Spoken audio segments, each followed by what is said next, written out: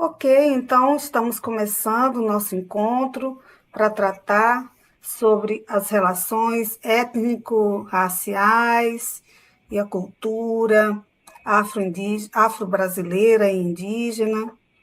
Então, nós vamos trabalhar alguns conceitos que são fundamentais, a gente vai trabalhar o que existe de política pública na, na luta contra o racismo e todas as formas de discriminação. E a gente vai começar resgatando o fórum que nós fizemos. Então, vocês estão vendo o slide?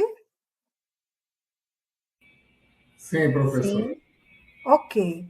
Então, a pergunta foi uma pergunta para a gente fazer uma sondagem sobre o que vocês pensam sobre o racismo. Eu coletei aqui algumas das respostas que estão postas lá no fórum, tem muitas outras, eu não trouxe todas para que não tome todo o tempo da aula, mas é extremamente interessante saber que vocês, de uma maneira geral, têm uma clareza e têm um certo posicionamento em relação ao racismo. Então, vejamos aí nessa primeira resposta, que fala.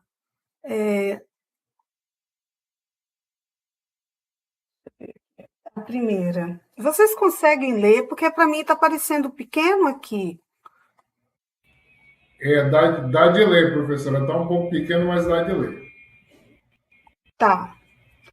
Aí alguém respondeu sobre o racismo. É um sistema de opressão que tem base colonial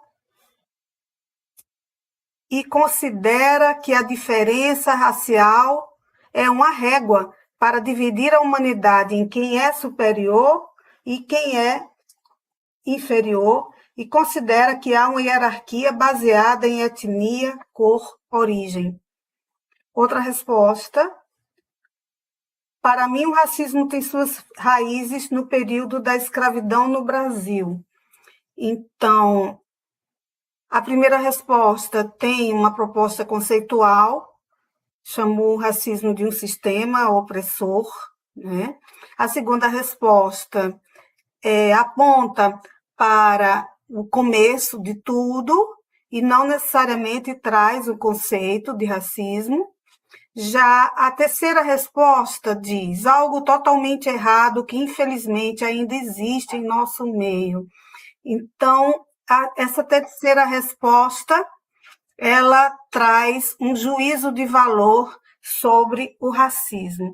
Então, é interessante que quando a gente faz a pergunta sobre o que você pensa sobre alguma coisa, a gente tem acesso às diversas formas de organização do pensamento sobre aquele fenômeno.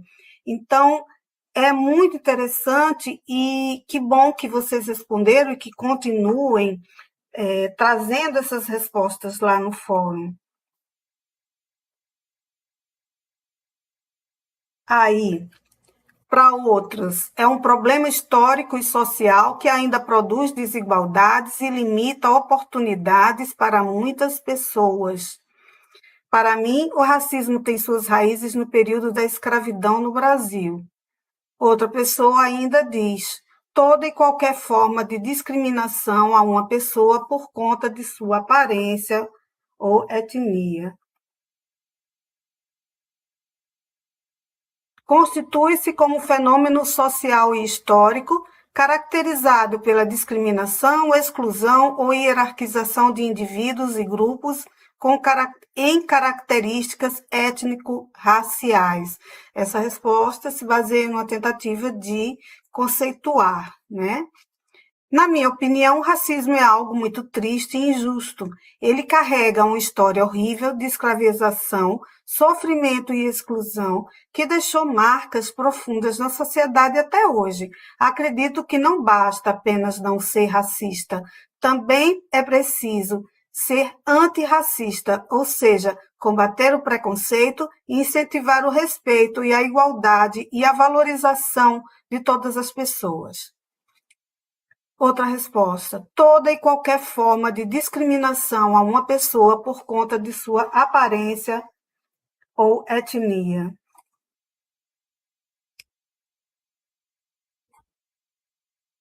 Daí a gente vê que o conceito de racismo está espalhado pela sociedade de uma maneira geral, e que bom que cada vez mais nós temos tido contato com esse tipo de conhecimento.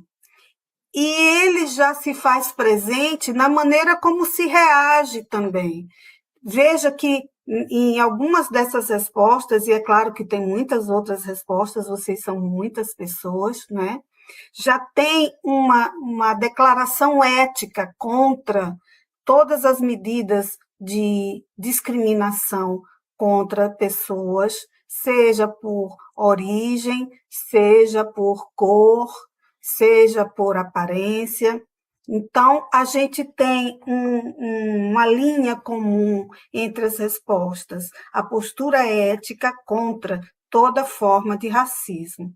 E aí a gente vai trabalhar na aula de hoje, e eu vou deixar esse material, vai estar para vocês, material de hoje, em que a gente vai trazer a história, um pouco da história do racismo, ok?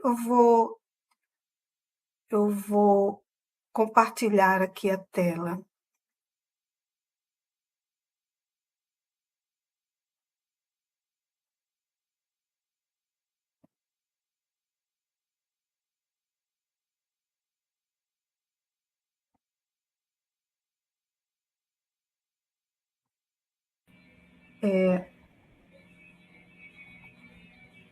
Estou tentando trazer aqui para o começo.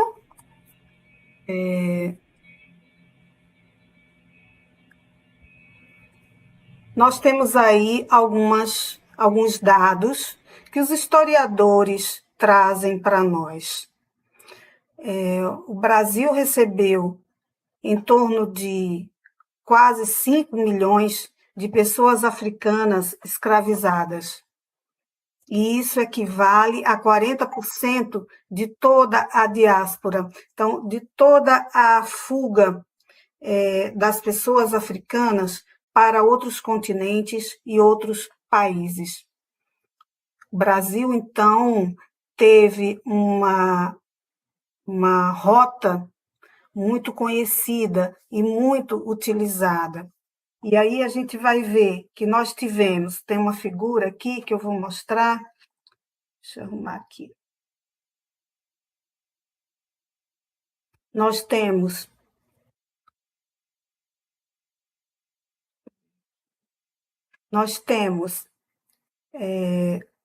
desembarcados no Brasil, na região sudeste, no estado da Bahia, no estado de Pernambuco, totalizando 4.722.143 seres humanos escravizados. Então, temos uma representatividade muito triste na recepção dessas pessoas africanas escravizadas. E aí a gente vai ver, deixa eu ver se esse é o meu arquivo.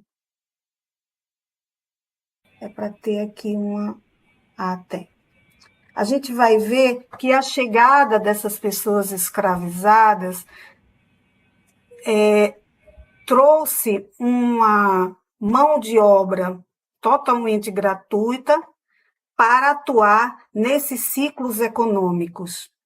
Então, a gente vai ver no século XVI ao século XVIII muito mais fortemente utilizada essa mão de obra africana escravizada nos estados da Bahia e Pernambuco.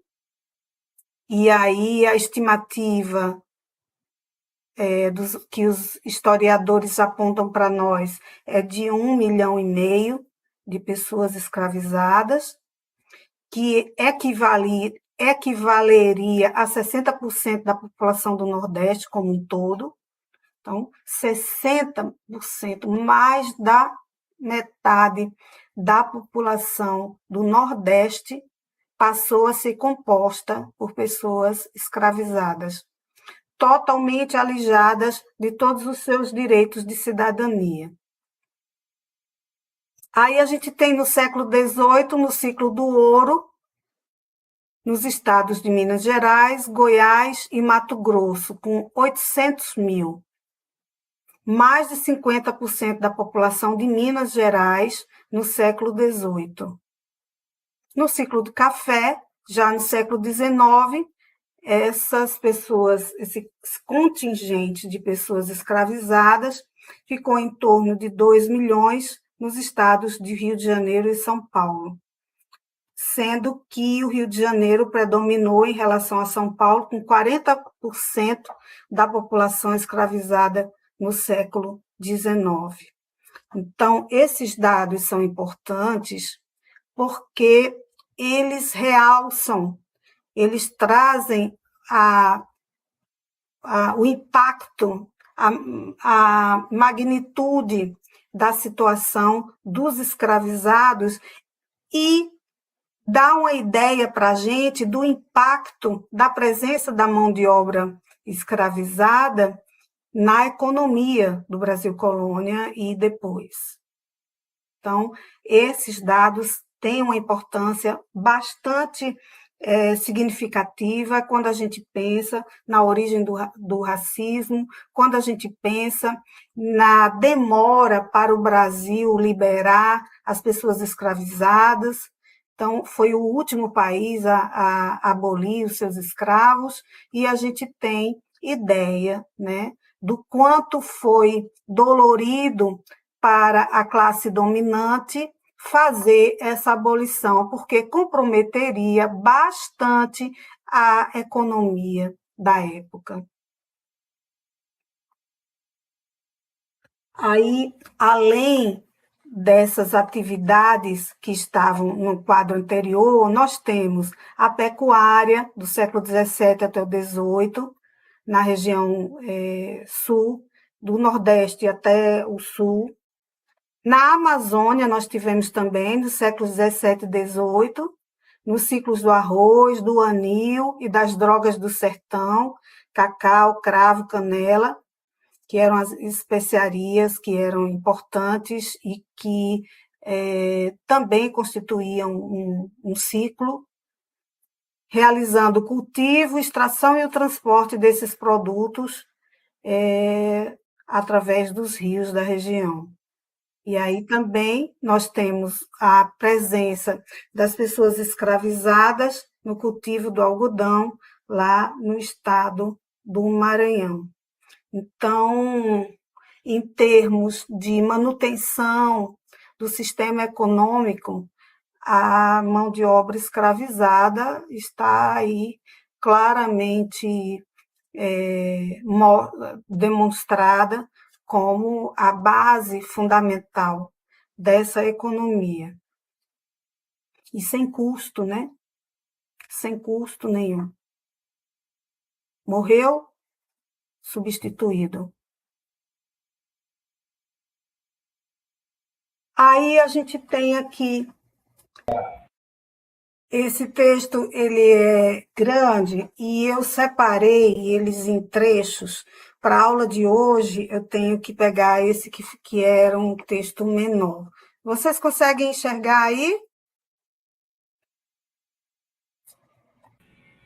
Estão dizendo que sim. Tá, então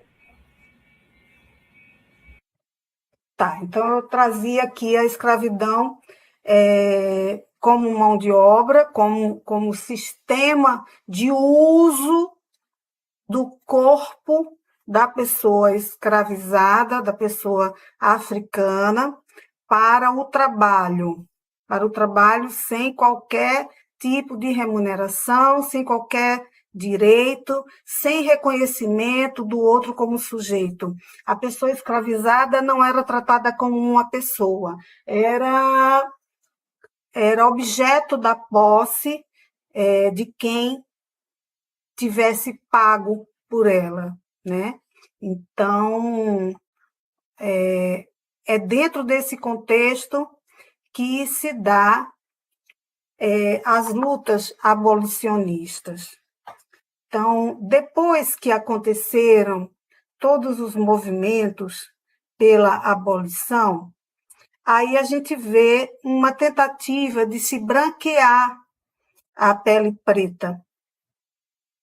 Começou a haver um estímulo à mistura, à miscigenação. Então, a miscigenação, infelizmente, não é tão bonita quanto parece, porque ela surgiu como um movimento de apagamento da presença negra, preta, né, da pele preta, na sociedade. Então, houve até estímulos à vinda de pessoas da região sul para as diversas outras regiões do Brasil, a fim de promover essa miscigenação para branquear a pele. Então, essas tentativas de branqueamento, na verdade, já eram a proposta de uma sociedade pura, sem mesclas de raças distintas e sem características típicas de nenhuma cultura em especial. Estava ali se demonstrando os traços da proposta de eugenia, de uma sociedade que tivesse apenas uma cor, porque essa cor seria a cor que conferiria boa aparência para a população, ok? Então, começaram a surgir as teorias raciais e o próprio Código Penal de 1890 e a lei da vadiagem, que já foi aí no século XX, mas vamos voltar para o século XIX, criminalizavam a população negra. Qualquer coisa, qualquer disputa em que uma pessoa de pele preta estivesse junto a uma pessoa da pele branca, a pessoa da pele preta já estaria antecipadamente perdida, estaria impedida, estaria criminalizada, estaria levada às prisões sem quaisquer direitos. Nessa época não existiam os direitos humanos, né, gente? Só 1948 que foram publicados os direitos humanos, embora tenha sido uma luta que começou muitas décadas antes. Então, havia um desejo de se rejeitar a continuidade da pele preta se proliferando, se multiplicando em filhos e filhos e filhos, e começou-se a lutar, começou-se a se estimular o cruzamento, né, interracial, então as relações interraciais. Então, aquilo que poderia de uma maneira romântica, que a gente escuta e que estava presente desde nos livros de 1950 em diante, falando sobre a beleza da miscigenação da população brasileira, na verdade, nasceu de um passado muito triste, em que havia a política de eugenia. Então, a gente pode ver até hoje traços dessa eugenia. A gente viu no século XX com as atrocidades que foram cometidas durante a Segunda Grande Guerra Mundial. Então, ali, claramente, a proposta de eugenia estava tentando fazer com que a raça ariana fosse, então, definida e homologada como a única raça que mereceria viver. Professora Aí Vilma, aqui, oi, tem uma aluna querendo falar. Posso passar a palavra? por favor. Naldivina. Oi, Naldivina. Oi, boa noite, professora. Boa noite. É assim, para engrandecer, né, assim, a turma também, assim, uma coisa que eu, esses dias, deparando, uma atividade da escola do meu filho sobre, é, a, foi do ano passado, na verdade, sobre os afro-brasileiros, né? E aí, ele estuda na quarta série, aí eu fui fazer uma pesquisa para ele. E a pesquisa lá, né, que eu estava vendo, eu resolvi falar sobre as mulheres, né, afro-brasileira e as africanas que vieram trazidas. E eu observei no documento, os documentários que eu extraí para fazer outra atividade dele, o trabalho dele, que as mulheres afro, elas foram as que mais sofreram, né, as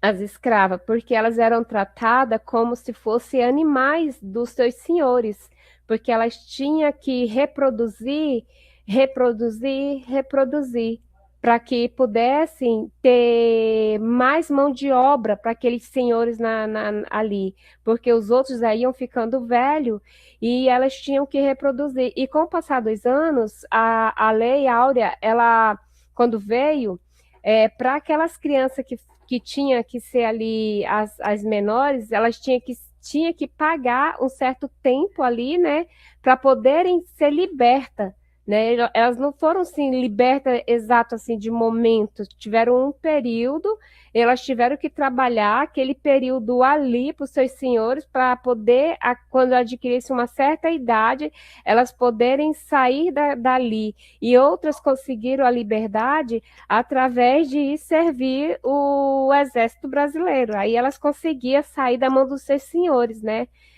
Mesmo a Lei Áurea já está funcionando, mas o que mais impactou a forma que elas eram tratadas. Mais que bicho, né? Assim, tinha que reproduzir, muitas não tinham nem o período de descanso ali daquele resguardo. Elas eram obrigadas, elas eram violentadas, essa era a palavra, violentada. Eles pegavam aqueles homens, os mais fortes, os mais robustos, os seus senhores, porque na cabeça deles iam dar as crias melhores, mais fortes, para poder trabalhar. E muitas era menor de idade ainda, das moças que era forçada a se deitar com esses homens. E acabavam que o que acontecia? Aqueles homens grandes, fortes, estourava todas as genitárias, os órgãos delas e elas morriam, né? Então, assim, a violência, a proporção que era tratada a situação, porque elas eram obrigadas a produzir e muitas eram crianças ainda assim, com 13, 14 anos, eram violentadas para poder reproduzir as meninas, né? Para poder dar continuidade lá para aquele senhor, eles também pegavam aqueles escravos, vendia, não só trabalhava para eles, né, produzia e vendia, né, e elas, era assim, era um ciclo que o que acontecia, muitas delas morria de tanto reproduzir, porque elas adquiriam doença, enfraqueciam e morria, e isso assim me chamou muita atenção e eu fiquei muito chocada, assim, imaginando aquela situação, porque a gente acaba aqui entrando dentro do conteúdo e vendo o absurdo que era o transtorno. Então, não era só uma questão de escravizar o trabalho, tinha escravizar a escravização sexual, física, moral, psicológica e tudo assim. Então, era triste demais, assim, aquela época, né? E graças a Deus que não mais vivemos naquela época. Mas se a gente for ver, tem países que ainda tá nessa forma ainda um pouco, né? Então isso assim, apesar de muito ter já se feito, mas ainda tem muito a se fazer. Obrigada pela contribuição, Naldivina. Sim, é isso, é isso. E muitos suicídios entre os escravizados. No século XVI, no Brasil, muitos suicídios. A vida entrecortada de tanto açoite, fugiam muitas vezes e desesperados para não voltar para o mesmo lugar, para a mesma senzala, sabendo que ia ser ainda mais machucados, ainda mais castigados, simplesmente morriam por suicídio. Comiam plantas venenosas, se jogavam nos rios, de lugares altos, ou se enforcavam e morriam por suicídio. Então, de fato, é um período muito, muito, muito triste, muito, muito violento, sem dúvida alguma, para as mulheres, para as crianças, para os homens também. Muitos, conforme você falou, muitos eram considerados reprodutores, mas esses reprodutores, segundo os historiadores, eles eram submetidos a sevícias sexuais para que eles não ficassem se sentindo superiores aos demais escravos. Então, eles também eram violentados, para que a ideia era para quebrar qualquer autoconfiança desses escravos considerados reprodutores, porque para eles vinha mais alimento, vinha mais um ou outro conforto, em diferença aos que estavam dentro da senzala, e para quebrar com qualquer expectativa de ser tratado como gente, eram submetidos a violências sexuais, esses reprodutores também. Muitas mulheres tinham filhos e seus filhos eram tirados dela para que elas mantivessem a lactação e amamentassem filhos da sinhazinha. Então, as amas de leite, elas não nasceram assim de livre e espontânea vontade, elas nasceram de uma violência. E essas mulheres tinham leite porque haviam parido. E muitas vezes seus filhos eram, então, tirados delas e elas passavam a amamentar os filhos das senhoras. Então, é tudo muito violento, é tudo muito, muito cruel, é tudo muito animalesco, na pior da interpretação. É absolutamente terrível. Então, a gente tem aqui, esse boletim, isso aqui é um boletim, gente, boletim de eugenia. Aí o texto diz assim: é razoável o casamento do branco com o preto? Não, absolutamente não.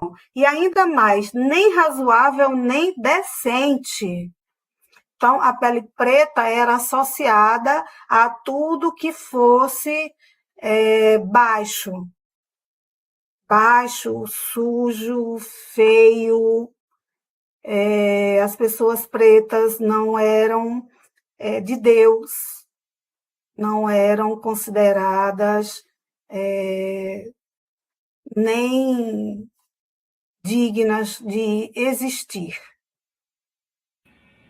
Ainda continua. Pela não razoabilidade, fala com eloquência, a hereditariedade, essa vigilante sentinela que não raramente acorda a humanidade pelos estigmas, pelos sinais que tanto degradam, que tanto diminuem.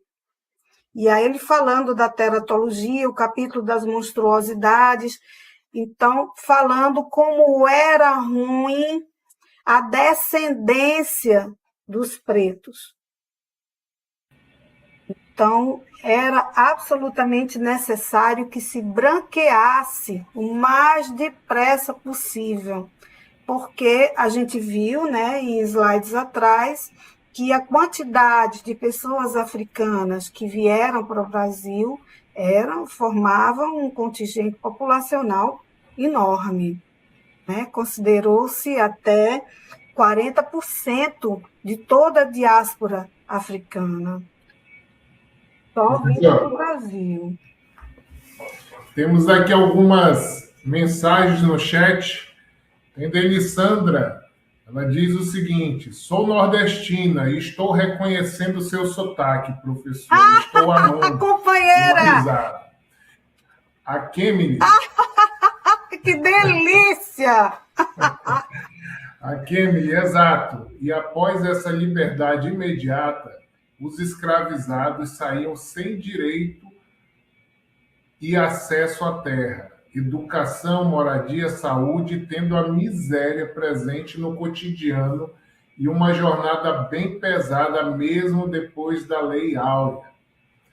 Depois tem o Kevin, ele diz o seguinte: a história do mundo é triste, não consigo imaginar que existam pessoas racistas. A Kemily, não, resposta, né, ao Kevin, mas elas existem, já sofri, e olha que eu sou parda. Kevin, essas pessoas são a escória da sociedade. Cleide Tavares, a situação era tão degradante que a expectativa média de vida de uma pessoa escravizada adulta no Brasil variava entre 25 e 30 anos. Finalizou. É isso. Quero mandar um cheiro para a minha conterrânea. Sim, eu sou paraibana. Nasci no sertão da Paraíba, em Sousa. E conheci mais uma parcela da população e foi por muito... Ó, essas tosse aí é do meu cachorro, tá? Ele tá aqui no escritório comigo, o bichinho tá numa tosse danada, mas ele tá em tratamento, viu? Ele tá em tratamento. Então, assim, os flagelados da seca constituíram boa parte de um contingente populacional também submetido a muitas humilhações, e muitos deles de origem africana também, de ancestralidade africana, né? Sim, quando foi libertado, cara, não adiantou nada libertar eles. E eu estava vendo umas charges da época em que se riam da lei do sexagenário. Meu Deus do céu, depois de 65 anos ele está livre. Livre para quê? Primeiro que ele nem sobrevivia até os 65 anos. E quando chegava aos 65 anos, é como se tivesse 100 anos hoje. Porque, além de toda uma existência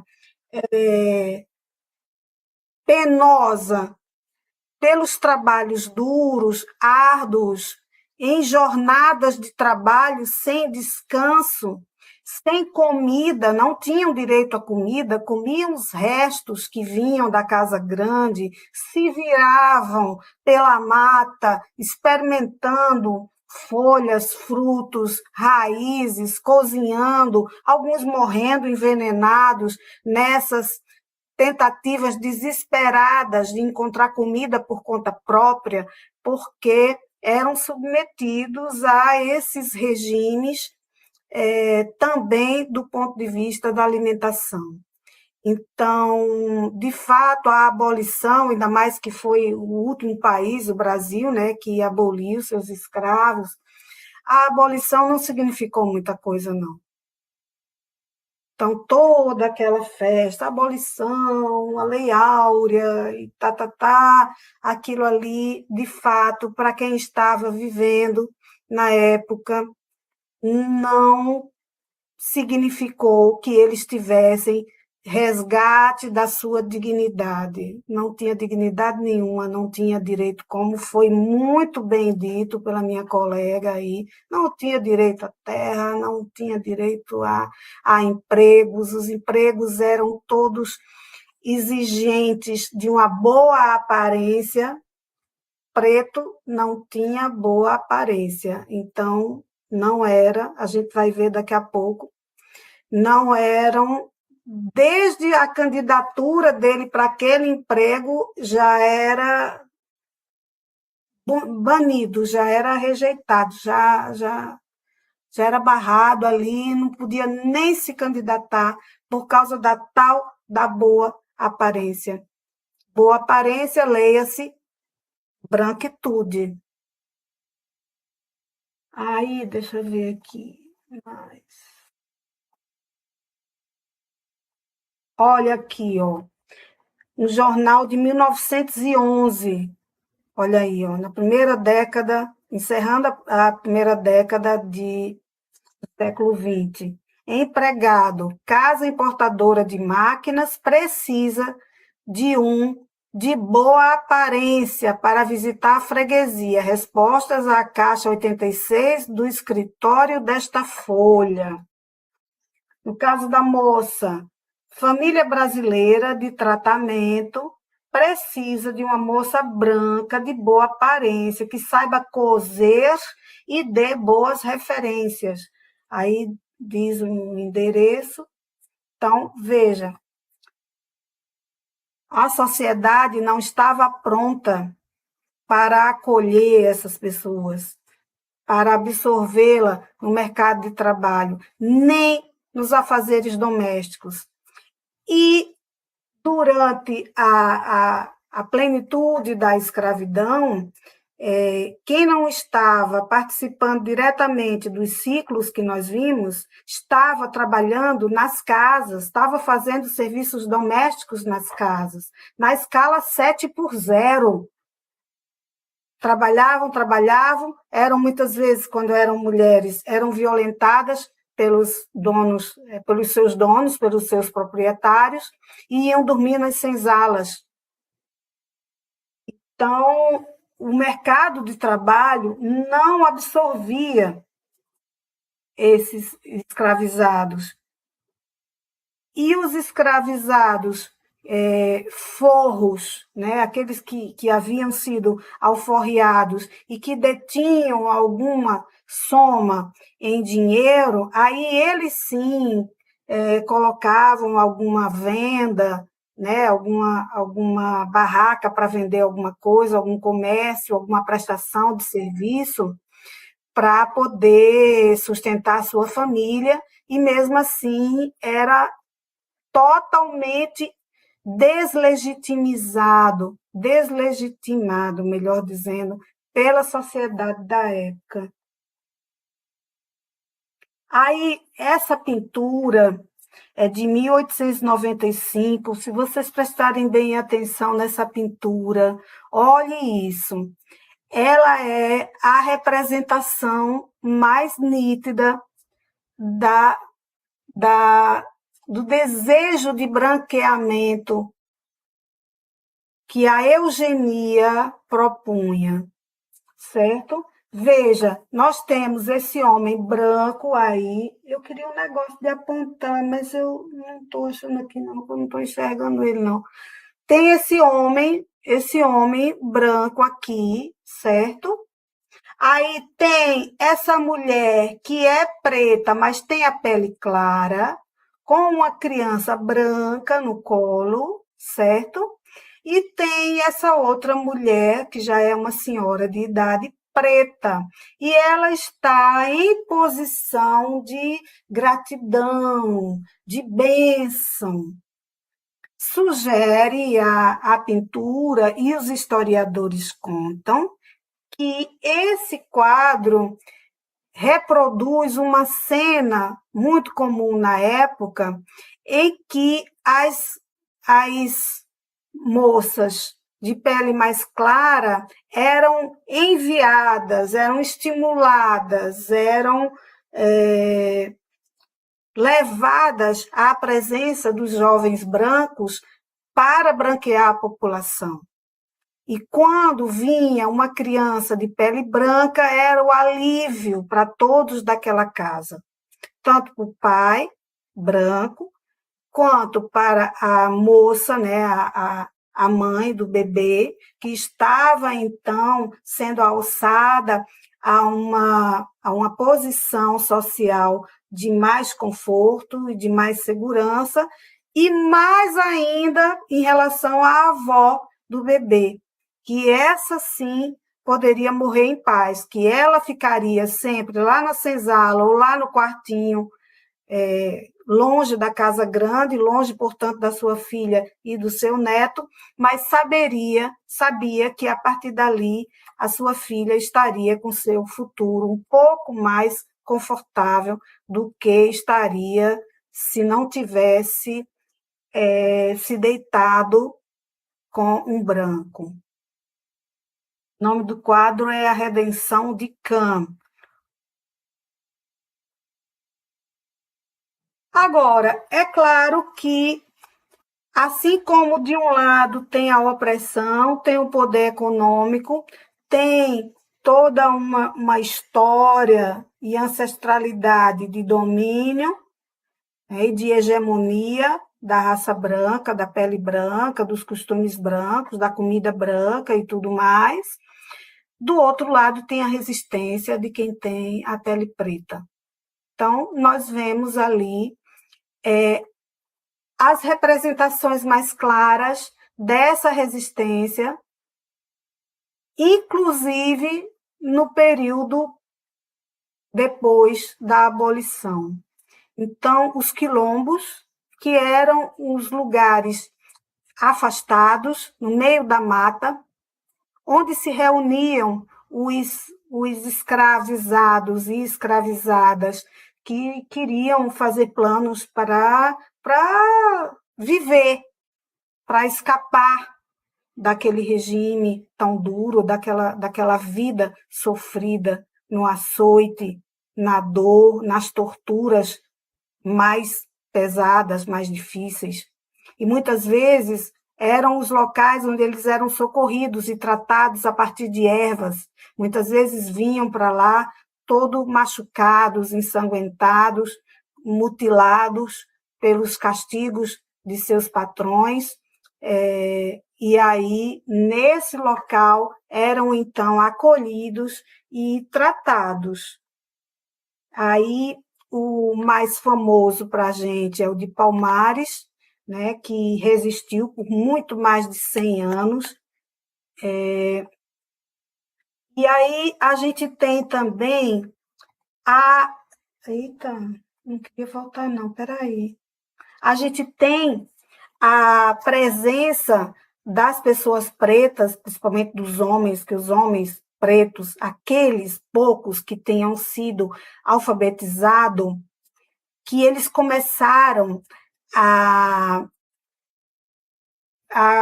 produzir jornal. O jornal, na época, tinha um poder incrível. O jornal formava opinião. O jornal circulava nas mãos dos homens, as mulheres não liam jornal, né? Nem as brancas, e ainda mais as pretas, aí, que não lia mesmo.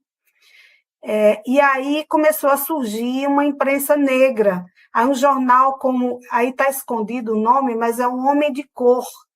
O Homem de Cor é um jornal de 1888. E foi a primeira iniciativa de se fazer uma imprensa que falasse sobre a dor das pessoas pretas, escravizadas, sobre o caráter de denúncia que eles queriam tornar pública para a sociedade, porque eles sabiam que haviam grupos abolicionistas nos demais estados, nos diversos estados brasileiros. Então, eles tentavam chegar até os líderes abolicionistas através da imprensa negra. O Clarim da Alvorada é só um, entre outros, jornais dessa época. Aí, paralelo aos jornais, né, então, tinha os movimentos sociais. A presença dos meios de comunicação é muito comum quando se trata de movimento social, porque o movimento cria a ideia,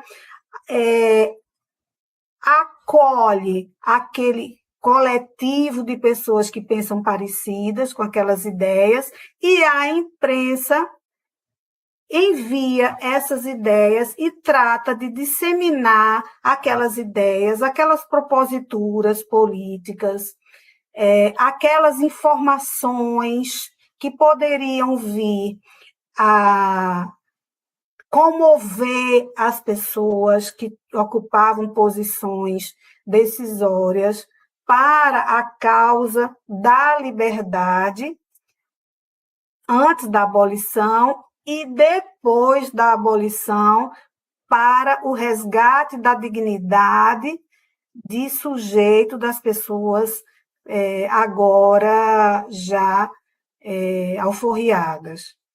Então, tinha aqui a Guarda Negra da Redentora, de 1888, que defendia a monarquia no Brasil, e o clube, não é clube, não, é clube, é porque não tinha o E mesmo, tá? Clube Republicano dos Homens de Cor, como o próprio nome diz, eles não queriam mais a monarquia. Eles queriam a República, de 1889. Olha como eles evoluíram. E aí, esses movimentos fizeram muito pelo resgate da dignidade do povo negro escravizado. E tem muitas histórias dessa época. Tem a história de uma ex-escravizada que voltou para a fazenda onde ela havia passado toda a sua vida para buscar a sua filha. A filha não estava alforriada ainda e ela tinha dinheiro para pagar pela alforria da filha. O senhor, que inclusive abusava, mas isso era uma prática comum, né? Lá, usava como uma escrava sexual mesmo. Ele não aceitou, ela foi à justiça e perdeu. Ele continuou com a filha dela. Tudo que chegasse na justiça e que fosse uma contenda entre um preto e um branco, adivinha quem ganhava? Estou quase terminando, viu? Aí, com isso, aliado àquilo que vocês responderam no fórum, a gente tem alguns conceitos que são fundamentais para a gente entender e para a gente se comunicar a partir de agora, porque a gente está se letrando em racismo. O processo de letramento é esse, é quando a gente começa a descobrir quais são as melhores formas de se referir a um fenômeno como esse. Então, nós temos alguns conceitos fundamentais. Temos a raça como uma construção social, que é totalmente baseada no fenótipo, quer dizer, nessa parte externa, aquilo que se vê, e que não tem base biológica absolutamente nenhuma, porque só vai pela aparência mesmo, e que foi reproduzida gerações a fio, sem quaisquer questionamentos, sem quaisquer obstáculos, até porque por muitas décadas e por séculos foi exatamente esse mecanismo opressor que sustentou a economia dos países e que sustentou a classe alta das sociedades, das diversas sociedades dos países. Então, por que questionar algo que está trazendo o que todo mundo quer? Dinheiro, propriedades, bens, expansão e pronto, certo? Então, a raça, ela tem esse conceito. Isso não é uma palavra minha, isso não é um conceito da Vilma. Adoraria ter sido autora desse conceito, não fui. Isso é um conceito que os antropólogos e os historiadores trazem para nós, certo? Já a etnia está ligada a aspectos culturais. Etnia está sempre ligada às questões culturais. E as questões culturais, elas têm um papel profundamente identitário. A minha colega ali disse, olha, já vi que ela é nordestina. Por quê? Porque a minha cultura e a dela têm em comum esse sotaque arrastado, cantado, e com a língua encostada no dente, né? Então, veja como a etnia ela está ligada a essas questões, como a língua, assim como a religião, assim como tradições, que terminam unindo em torno de si determinado povo, ok? Então, raça é uma coisa, etnia é outra. A raça, ela agora vai caindo em desuso, conforme a gente vai se letrando na questão do racismo, porque essa história de raça, como é um conceito que não se sustenta, porque não tem embasamento biológico, se a gente pegar, por exemplo, um menino ou uma menina de pelezinha clara e de cabelinho louro, liso e olhos claros, e for fazer um estudo genético, a gente vai encontrar nela genes ligados a pessoas que são afrodescendentes. Vão encontrar afroascendência naquele material genético.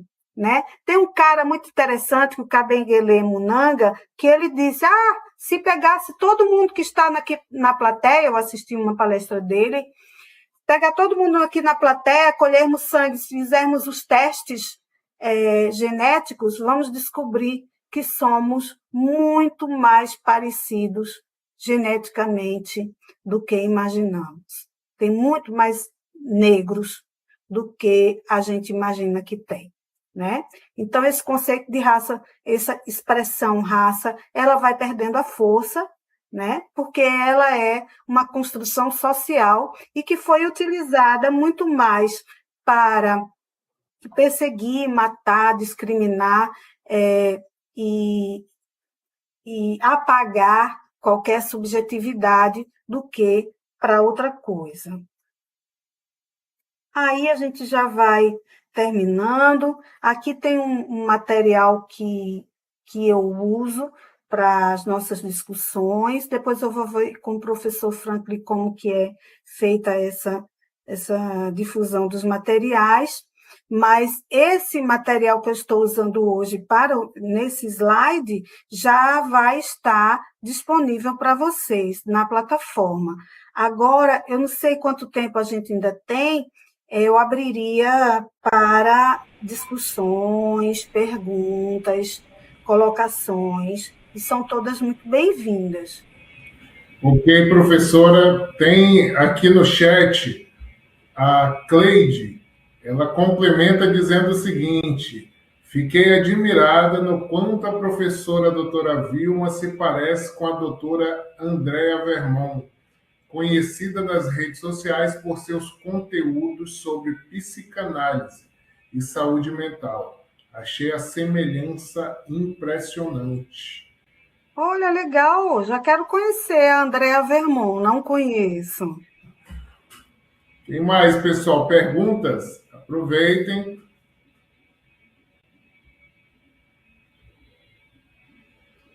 O pessoal está tímido. Laudivina levantou a mão. Laudivina. Professora, eu queria só perguntar como é que vai ser. Eu sei que a senhora já colocou lá no painel lá informando, né, como vai ser o seu método do período desse período que a senhora vai estar com a gente, né, as abordagens, né, como vai ser feita.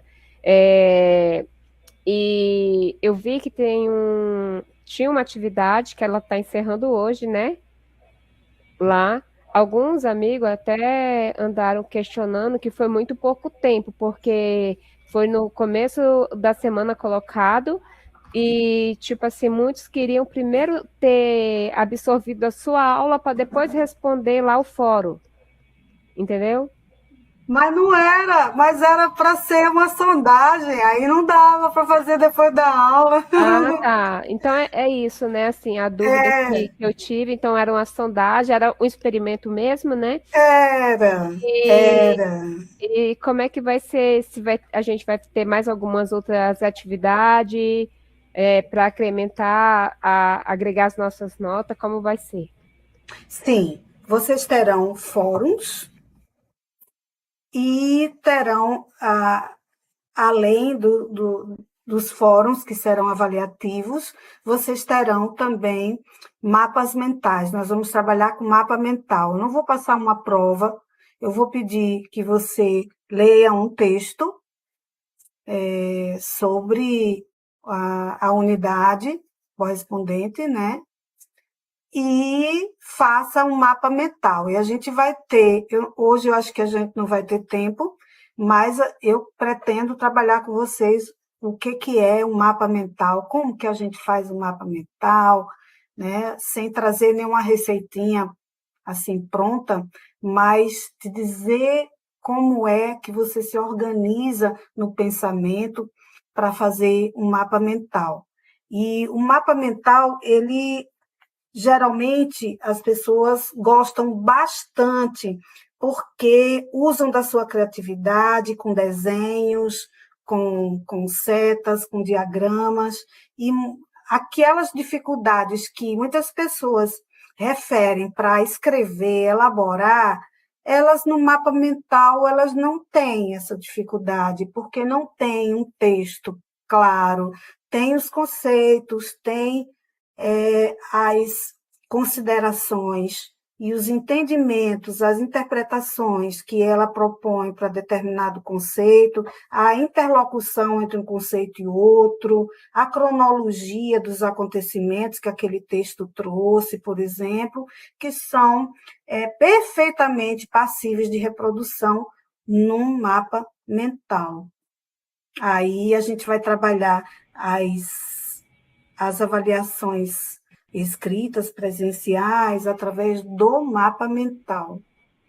E os fóruns, a gente vai ter esse fórum inicial, como eu falei, ele não vale ponto, ele é para a gente fazer essa sondagem, tanto é que eu comecei o nosso encontro de hoje trazendo algumas das respostas, e fiz até uma rápida análise, né, da essência das respostas, algumas como julgamento, algumas como proposta de conceito, algumas com uma proposta de ética mesmo, né, como uma leitura ética, de rejeição total ao racismo. Né? Na segunda pergunta, que seria sobre os tipos de racismo, percebo que vocês já tiveram contato com os mais diversos tipos de racismo que existem, né? E o que nos resta agora é mergulhar um pouco mais nessa leitura da construção histórica do racismo brasileiro, para que a gente entenda que tem coisas que são reproduzidas até hoje e que vêm do século XVI, e que às vezes a gente reproduz sem procurar saber de onde vem, e vem as brincadeirinhas, que não tem mais graça nenhuma, porque elas aconteceram por cima da dor e da morte de pessoas como nós.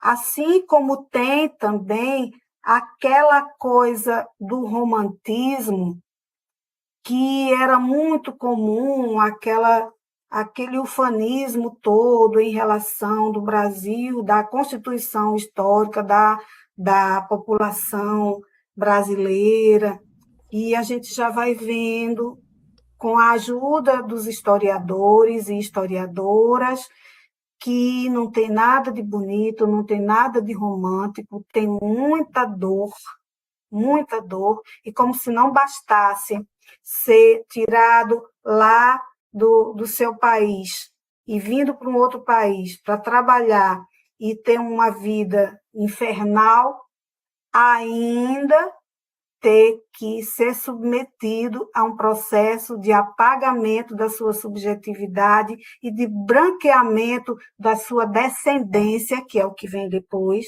né, para continuar existindo. Eu coloco meu coração pertinho do seu e desejo que você faça dessa sua história de infância tão triste um resgate da sua própria identidade, e que na sua prática, na qualidade de agente pública, você consiga reproduzir tudo que você viveu em forma de entendimento, em forma de educação para os demais, em forma de um atendimento livre de qualquer viés de preconceito contra qualquer que seja, e que você também se porte como aquela que tem seus direitos, tem sua cidadania, tem sua legitimidade, tem sua subjetividade, e tudo isso nos conforma como pessoa, que você não esqueça disso de jeito nenhum. Obrigada, professora. Perguntas? Eu gostei, a revista colocou na plataforma. Isso. É aquele artigo lá da revista, né? Aquela revista inteira. Leiam a revista, que ela vai te ajudar muito, tá bom? Na disciplina. Professor Franklin, até que horas nós vamos?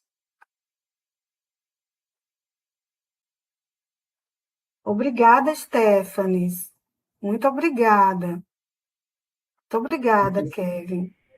Eu estou esperando as perguntas. Eu achei que viria mais debates e mais perguntas mais específicas sobre o assunto, né? Aqui tem muitos elogios, Não professor. divina. Temos aqui Kevin, ótima aula.